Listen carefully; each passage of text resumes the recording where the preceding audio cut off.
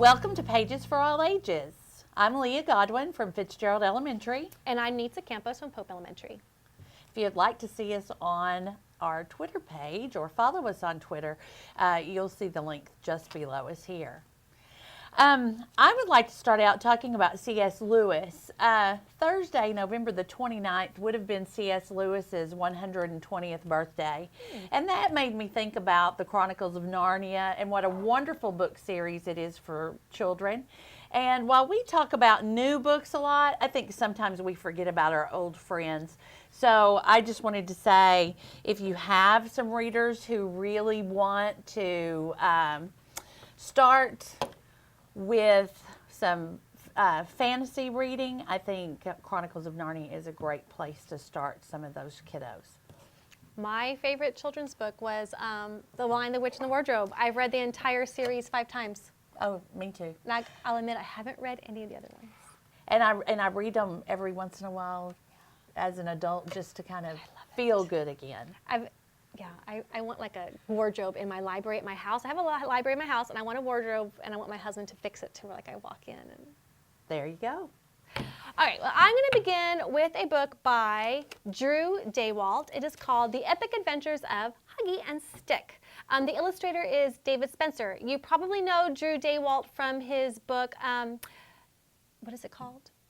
The Day the Crayons Quit. How could I forget? Huggie is this really cute little bunny with a not so cute attitude, and Stick is a stick, and he is happy about everything. What's funny about this one, it's told in a letter format. They're writing to their diaries, and it has different perspectives. Stick and Huggie fall out of Reese's backpack, and their adventures begin from there. So when I say fall, it's because in the beginning of the book, you see them falling out, and, Stick is right here. He's like, oh, we fell out of Reese's backpack, and, Bunny tried to save me, and then you find out that Huggie actually pushed Stick out of the backpack. So anyways, but they go on adventures. They go meet pirates. They go to Australia. They go to Asia. Poor Huggie eventually gets a spork for an arm.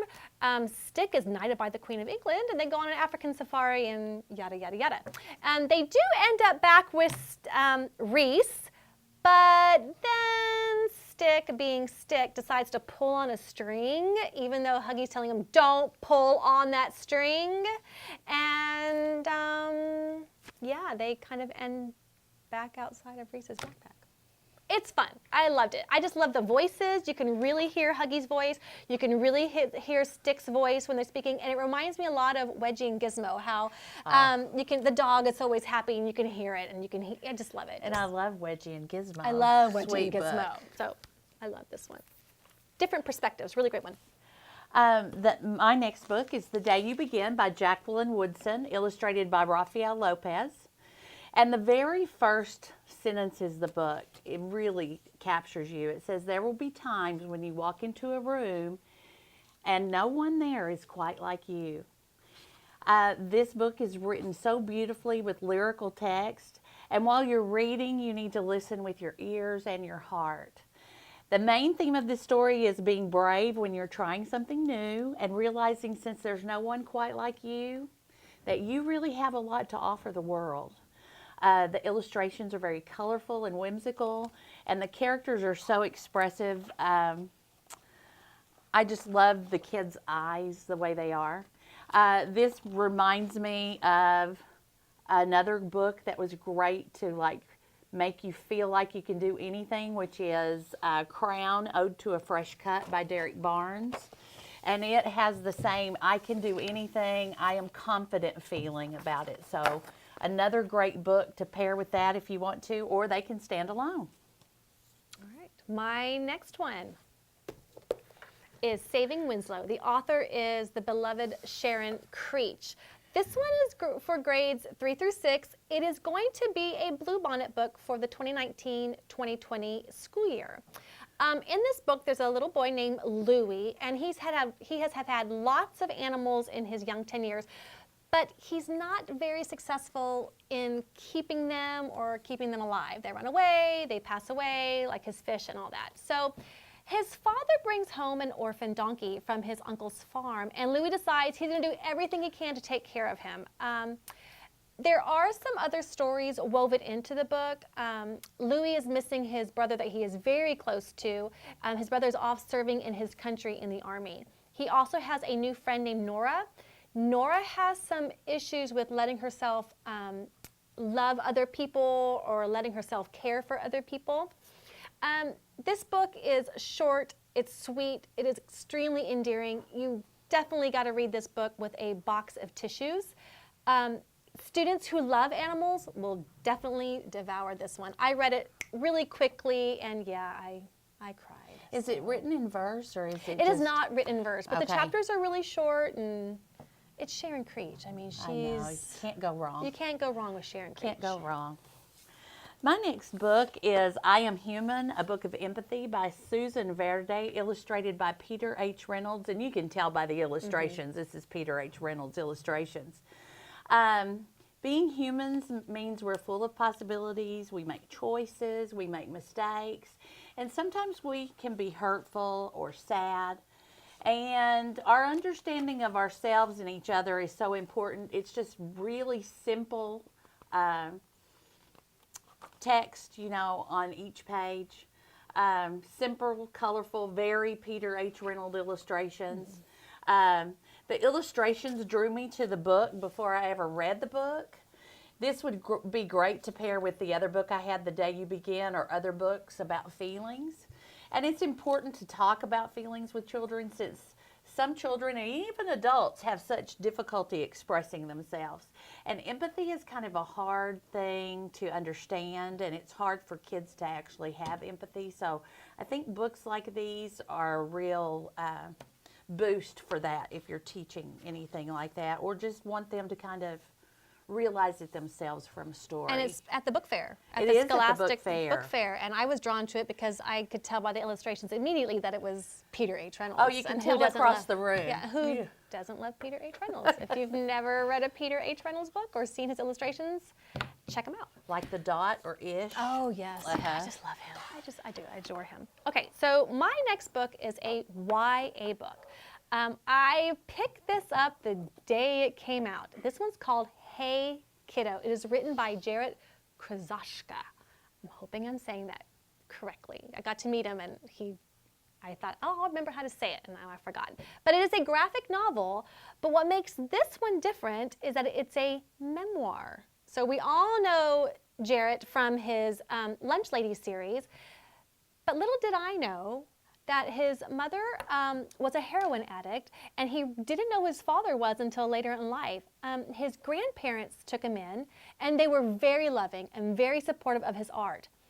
But there was also an issue with alcoholism. So in this memoir, he shares his life, but what I love about it is that he takes really great care in protecting his mother and protecting his grandfather. So he's very honest about how he grew up, about addiction, and all that, but he loves his family no matter what. He shares art from his early years in this memoir and letters from his mother, like that his grandparents had kept. And so I just kind of marked a couple pages here so you get to see right here some art that he had created. Let's see, here's some more art that he had created early in his years. And in the back of the book, he does share some letters from his mother. I don't know if I'm able to find it. There they are. And some cards from his grandmother and grandfather. I really had no idea about this, about Jarrett. I think it is very fitting for today, along with the opioid addictions that is going on. But anyways, and how he can come out on the other end very successful and a great author and illustrator. But Hey Kiddo definitely must have. A great young adult read, great adult read also. Mm-hmm. And it's really big on Twitter right now. A lot of people are talking about Hey Kiddo. Yeah, it's great. It's really good. I was sucked in immediately. My next book is Mall Unbound. This is a story of Amal. She is a 12-year-old Pakistani girl who's forced into indentured servitude. What happened is she was rude. Well, not really rude. She just stood up for herself against a guy that was very powerful in her village. And so he had the power to take her in to be a servant. And this story, even though it has that sadness to it, is filled with hope and resilience. Really beautifully written. You'll be rooting for Amal throughout as she faces adversity and how she really is hopeful. She even teaches one of the other servants that she's with to read. I chose this title to read aloud to the 5th graders. It fits because it was part of the Global Read Aloud for 2018. And it's so moving to see as I read it aloud, all of the students listening and just hanging on every word. And they are so disappointed when you finish a chapter and you stop reading. It's like, oh. So, lovely book. I finished it today. It really pulls at your heartstrings, so you might need some tissues. What a beautiful cover. Beautiful cover. Gorgeous cover. I love the henna art on there, Yes. but as you see, the roses are bound around her, and she has a big thing about roses because there are roses that grow by her house at the front door, and there are roses that are growing in the garden where she has to be the servant. So that's a big poignant thing there too. Oh, beautiful book. Can't wait to read it. All right, my next book is another YA book. It is called Sadie, and the author is Courtney Summers.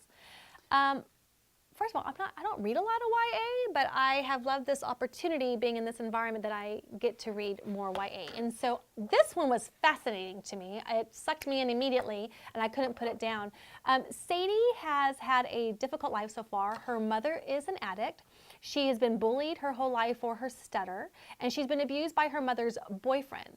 Her mother did abandon them, and her sister, Maddie, has been murdered. So Sadie runs away to find the man that murdered her little sister, and she knows who killed her sister. It is told from Sadie's perspective, but then it has alternating chapters where it's told from the perspective of a podcast called The Girls. Sadie's talking about the here and now while she's in search for this man who she believes killed her sister. The podcast is told in the future. Very interesting, the perspectives and how reluctant the podcast is to do this story. But the grandmother of Sadie is really pushing them, like, the cops aren't doing anything, I need your help. Because they believe that Sadie, since Sadie left on her own accord, there's really nothing there to look for. But anyway, so the podcast is there. But it is very interesting. What I found interesting about is the ending of this book. It does not end with a bright, shiny bow. It kind of leaves you hanging. Maybe for another book. I've been reading some reviews about it, and a lot of children who go missing because her grandmother thinks she's missing. A lot of missing children aren't found. Right. So maybe that's just kind of how it ends. I don't know if it could be another book, but it was fascinating. I love the podcast element of it. Mm-hmm. Another book with addiction in it and abandonment. But great book. Loved it. Sounds wonderful. I'm going to have to write that one down. Yeah, it was really sure. Good. I have learned that I love Twitter. I love Twitter so much, and I am learning so much about different books and different authors, and I follow different authors, and it has really been a great time for me. There are some authors who call themselves Spooky Middle Grade, and you can see them at Spooky MG Books on Twitter. And they really promote their books year-round because spooky books aren't just for Halloween anymore. The authors involved are Samantha M. Clark, Jonathan Rosen, David Neilsen, Lindsay Curry, Patrick Moody, Jan Eldridge, Kim Ventrella, Janet Fox. And these authors also do Skype visits. So if you want to have an author come and visit you, these may be a possibility for you to have them visit your campus via Skype. They promote scary books year-round as a way for the readers to deal with fears, challenges, change, etc. Because, if you are up against a scary something or you read about a scary something, then maybe you can put yourself in that place. One book I wanted to talk about, and I'm talking about 3 different ones, is The Boy, the Boat, and the Beast by Samantha M. Clark. The boy wakes up on a mysterious beach, not sure how he got there, and no memory of a previous life.